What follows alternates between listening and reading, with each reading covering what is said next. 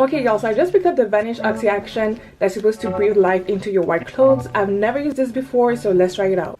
So this is the 420 grams, and it comes in a white tub like this.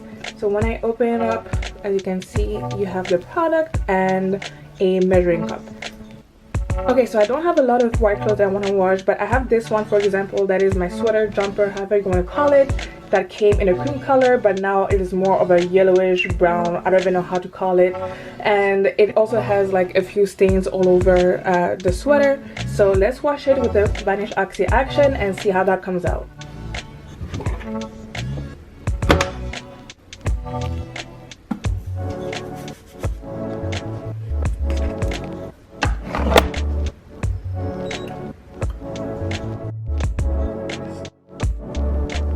Okay y'all, so my sweater is dry, and as you can see, it is back to its original creamy white color. The yellowish brown tint that it had before the wash is gone, as well as the yellow mark that I had over here.